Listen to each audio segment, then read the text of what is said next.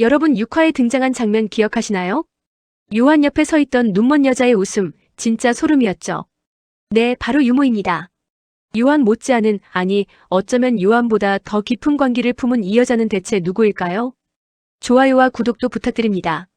오늘은 6화에서 깜짝 등장한 유모의 정체와 요한이 괴물이 된 진짜 이유, 그리고 다음 화에서 펼쳐질 피해 복수극을 파헤쳐 보겠습니다. 6화에서 태중은 요한이 설계한 죽음의 레이싱에서 기적적으로 탈출했습니다. 바이크를 타고 허공으로 날아오르는 그 장면, 진짜 숨이 멎을 것 같더라고요. 5년간 교도소에서 단련한 몸과 정신력, 그리고 치밀한 계획이 만들어낸 완벽한 탈출이었죠. 요한의 게임판에서 벗어난 첫 번째 인물이 된 겁니다. 그런데 요한의 반응이 예상과 달랐어요. 분노하거나 당황하는 대신 오히려 흥미로워 보였죠. 마치 자기가 만든 작품이 예상 밖의 움직임을 보이는 걸 즐기는 것처럼 말이에요. 그런 요한의 곁에는 있는 의문의 유모라는 여자. 이 두 사람, 뭔가 심상치 않아 보였어요. 공개된 카카오 웹툰을 보고 나서야 이 유모의 정체를 알 수 있었는데요. 이 여자는 단순히 어린 요한을 돌봤던 사람이 아니에요. 요한이라는 괴물을 완성시킨, 어쩌면 요한보다 더 위험한 인물일지도 모릅니다. 눈이 보이지 않는데도 정확하게 요한의 의도를 파악하고 마치 오랜 파트너처럼 자연스럽게 움직이는 모습 보셨죠? 디즈니 드라마에서는 아직 이 유모에 대한 서사는 나오지 않았지만 카카오 웹툰을 바탕으로 얘기를 풀어볼게요. 요한의 어린 시절로 돌아가 보죠. 부모님이 워낙 바쁜 사업가였기 때문에 요한은 유모와 보내는 시간이 더 많았습니다. 초등학교 입학 전까지 유모를 엄마라고 생각할 정도였죠. 근데 이 관계에는 어두운 비밀이 숨어 있었어요. 요한은 어릴 때부터 아버지 서재에서 유모가 나오는 걸 자주 목격했고 심지어 아버지가 유모 앞에서 속옷 차림으로 있는 장면도 봤어요. 이게 뭘 의미하는 걸까요? 네, 맞습니다. 유모는 요한 아버지의 내연녀였을 가능성이 높아요. 더 나아가서 유모가 요한의 진짜 생모일 수도 있다는 거죠. 어린 요한이 유모 앞에서 꽃병을 집어던지고 물건을 부수는 장면이 나옵니다. 그때 아버지가 유모에게 말하죠. 손 다치면 어쩌려고 그래. 치우는 건 다른 애한테 시켜라며 팬티만 입은 채 유모를 데리고 갔어요. 자기 아들이 분노를 표출하는 그 순간에도 아버지는 유모만 걱정했던 겁니다. 이 장면 하나가 요한의 왜곡된 가족관계를 전부 보여주죠. 고등학생이 된 요한은 예술에 빠져들었습니다. 처음엔 작품을 감상하는 것만으로 만족했지만 점점 직접 만드는데 집착하기 시작했죠. 나만의 세계를 창조하고 싶다. 세상을 내 마음대로 조각하고 싶다는 욕망이 커져갔어요. 원래 요한의 꿈은 대통령이었어요. 그의 집안 배경이면 충분히 가능한 꿈이었죠. 그런데 어느 순간 이 꿈을 접어버립니다. 왜일까요? 대통령은 임기가 5년밖에 안 된다는 걸 알았죠. 5년으로는 자기가 원하는 세계를 만들 수 없다고 판단한 겁니다. 요한이 원했던 건 한시적인 권력이 아니었어요. 영원히 가장 높은 곳에서 세상을 조각하는 거였죠. 예술작품처럼 시간이 지나도 변하지 않는 그런 지배를 꿈꿨던 겁니다. 그런데 문제가 생깁니다. 부모님은 사업으로 번 돈을 계속 기부했습니다. 장학재단을 설립하겠다는 계획까지 세웠죠. 요한의 눈에 이건 자기 미래를 갉아먹는 행위로 보였어요. 부모님이 하찮은 사람들에게 돈을 뿌릴수록 자기 꿈은 멀어진다고 생각한 겁니다. 그래서 요한은 결정을 내렸습니다. 부모를 죽이기로요.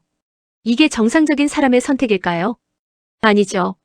하지만 요한에게 부모는 이미 자기 꿈을 방해하는 장애물일 뿐이었습니다. 무선 그라인더를 들고 자고 있는 부모의 방으로 들어간 요한. 연속 사용시간이 20분, 부하가 큰 작업은 10분이면 배터리가 다 닳는다는 계산까지 했어요. 2명을 처리하기에 10분은 빠듯하지만 미래를 위해 투자할 가치가 충분하다고 판단했죠. 이 냉정함이 정말 소름 끼치지 않나요? 실행은 차분했습니다. 근데 예상 못한 게 하나 있었어요. 피냄새였죠. 사방으로 튀는 피와 역한 냄새에 요한은 처음으로 공포를 느꼈습니다. 다 끝났다고 생각했어요. 틀림없이 걸릴 거라고요. 피투성이가 된 채 집 밖으로 나온 요한이 우연히 한 남자를 목격합니다. 뉴스에 나왔던 탈옥범 지상만이었죠. 그 남자가 어떤 여자를 쫓아가고 있었어요. 그 순간 요한의 머릿속에서 모든 게 정리됐습니다. 이건 신이 준 기회다. 저 남자를 이용하면 된다. 그리고 경찰에 신고했죠. 수상한 남자가 취한 여자를 따라가고 있다. 100% 흉악범 같다고요. 그런데 여기서 끝이 아니에요. 유모가 모든 걸 봤습니다. 요한이 그라인더를 들고 부모 방으로 들어가는 것부터 피투성이로 나오는 것까지 전부요.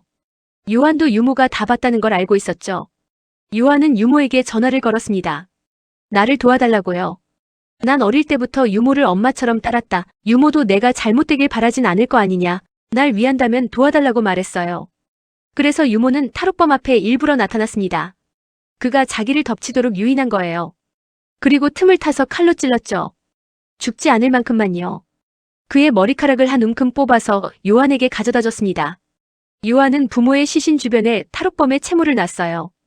완벽한 첫 번째 조각 범죄가 완성된 겁니다. 여기서 중요한 질문이 나옵니다. 유모는 왜 요한을 도왔을까요? 진짜로 요한을 사랑해서였을까요?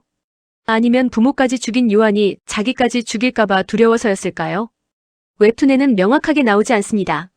하지만 제 생각에는 이 둘 다 맞는 것 같아요. 유모는 아버지의 내연녀였고 어쩌면 요한의 생모일 가능성도 있습니다. 자기 핏줄이 파멸하는 걸 보고만 있을 수 없었던 거죠. 동시에 요한이라는 괴물이 얼마나 위험한지 두 눈으로 확인했기 때문에 살아남기 위해서라도 그의 편에 서야 했던 겁니다. 탈옥범이 아무리 억울하다고 외쳐도 소용없었어요. 증거가 너무 확실했으니까요. 완벽한 성공이었죠. 누가 극악무도한 살인범의 말에 귀 기울여 주겠어요. 요한은 만인의 위로를 받으며 막대한 유산을 상속받았습니다. 그리고 요한은 깨달았어요. 완벽한 범죄의 쾌감이 세상 어떤 것보다 짜릿하다는 걸요. 이게 가디언 엔젤의 시작이었습니다. 그래서 시작한 게 가디언 엔젤이라는 비밀 사업이었습니다. 의뢰인의 수호천사가 되어주겠다는 거죠. 누군가 범죄를 저질렀는데 잡히기 싫다.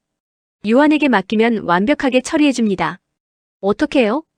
탈옥범 때처럼 다른 사람에게 죄를 뒤집어 씌우는 거예요. 그 타겟은 주로 배달부, 경비원, 청소부 같은 평범한 노동자들이었죠. 박태중처럼요. 요한은 자신의 AI 기술과 막대한 자본으로 증거를 조작하고 언론까지 움직여서 완벽한 범죄를 설계했어요. 그리고 대가로 돈을 받는 게 아니라 예술작품을 받았죠. 돈은 이미 충분히 있으니까요. 요한이 진짜 원한 건 자기만의 갤러리를 채우는 것, 그리고 세상을 조각하는 쾌감 그 자체였던 겁니다. 이제 태중이 탈출했으니 요한은 새로운 판을 짜야 합니다. 태중은 먼저 변호사부터 찾아갈 겁니다. 동생을 죽인 그자를 털어서 사건의 흑막을 알아내려 할 거예요. 근데 변호사는 요한의 하수인일 뿐이잖아요. 태중은 진짜 자신에게 살인죄를 뒤집어 씌운 게 요한인지 아직 모릅니다. 그런데 노용식이 위험할 것 같습니다. 태중의 유일한 조력자거든요. 요한은 본보기로 노용식을 노릴 가능성이 크죠. 그리고 이 과정에서 노은비가 아버지의 진실을 알게 될 겁니다. 자기가 미워했던 아버지가 사실은 범죄의 피해자였다는 걸요. 자신의 아버지가 죽거나 다치게 된 뒤 박태중을 도울 것 같습니다. 백도경은 어떻게 될까요? 요한의 VIP 고객이었던 이 쓰레기는 이미 3명이나 죽였습니다. 태중이 가장 복수하고 싶은 인물이죠. 요한에게도 백도경은 이제 필요 없는 존재가 된 겁니다. 결국 태중은 노용식, 노은비, 그리고 교도소 내부의 양철왕과 손을 잡게 될 겁니다. 요한과 유모라는 두 괴물을 상대하려면 혼자서는 불가능하니까요. 괴물 한 명도 벅찬데 괴물을 만든 괴물까지 등장했습니다. 세상을 조각하려는 요한. 이 둘을 과연 태중이 이길 수 있을까요? 유모가 진짜 요한의 생모일까요? 그리고 유모의 눈은 왜 멀게 된 걸까요? 여러분 생각은 어떤가요? 유모의 정체에 대해 다른 의견 있으시면 댓글로 남겨주세요.